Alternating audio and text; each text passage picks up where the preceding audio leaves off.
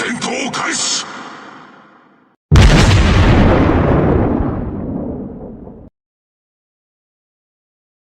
it going, everybody? PigBay here, PB for short, and today we have the Slava. The Slava is a Russian premium tier 10 battleship, but is she good? And we're going to answer that. Now at the end I will be posting my build, but the first things first, we're going to talk about the differences between the Kremlin and the Slava. So right off the bat, she doesn't have as much health as Kremlin. She's not as tanky.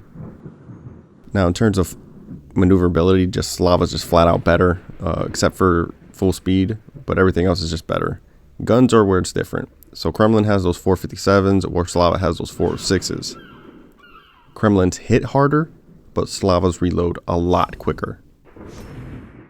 Slava just has way better AA. Not only that, it gets that defensive fire alert, which helps a lot. And then it has better concealment as well. Now in terms of ship skills, I've mentioned defensive fire alert 1. You get 3 charges of that. The other skill you get is precise aim 2, and you get 4 charges of that.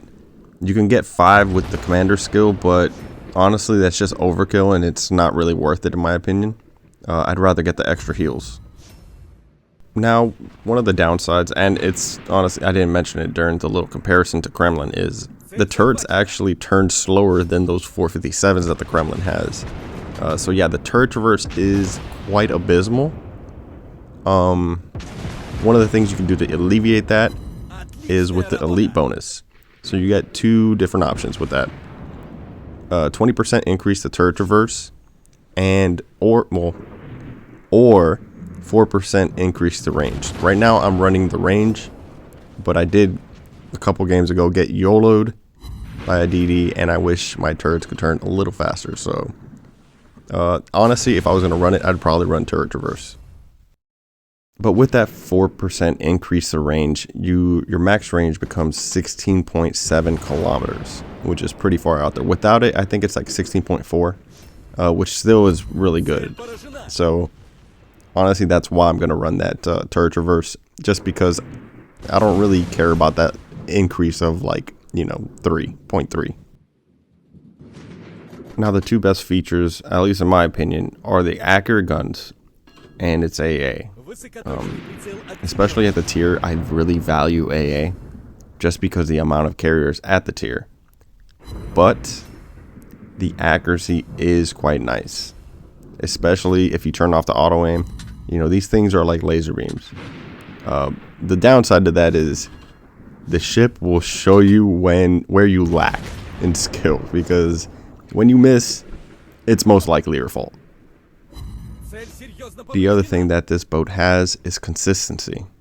Now, I am running the legendary Commander Makarov with armor piercing cap shell plus, and I have not seen a boat that citadels more than this ship. As you just saw, that was a double citadel, about 13 kilometers. And yeah, this thing is consistent.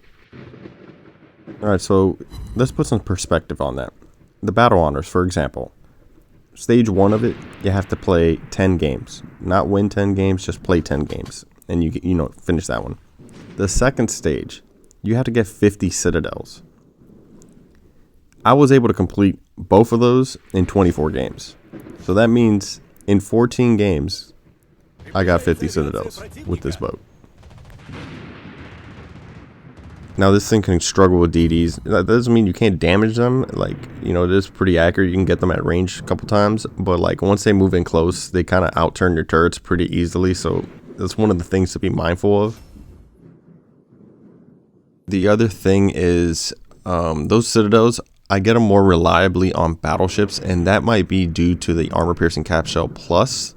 So if you don't have Makarov and you're running just the regular commander, you guys might get better results when firing at cruisers than I did.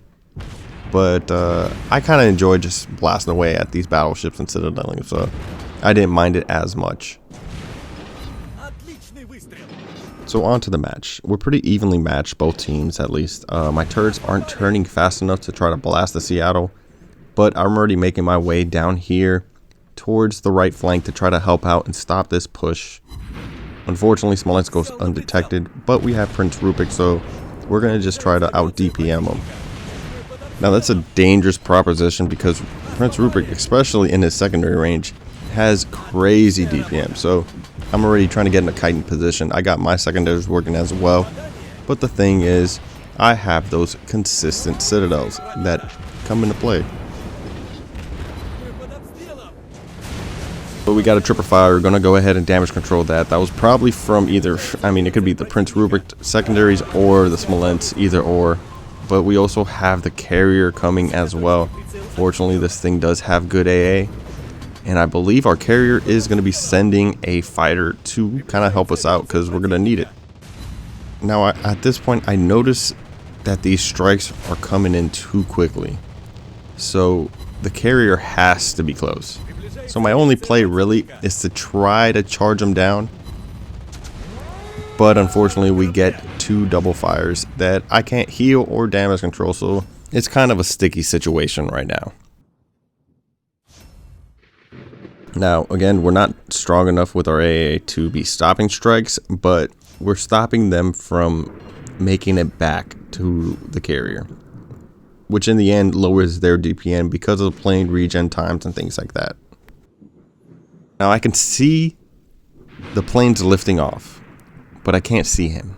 So I'm just still going to make my way that way, go ahead and pop defensive fire alert. And I believe with that and the carrier's planes, we're able to kind of nuke all these torpedo bombers, especially because he has to make another pass. And it eventually just saves us. And here comes the dive bombers. The dive bombers go down as well, fortunately.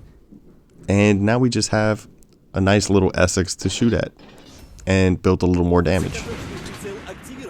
Now, as promised, here is my build that I'm currently running. I am running the main battery reload. Slot 1. And the only reason for that is because this ship really doesn't need dispersion.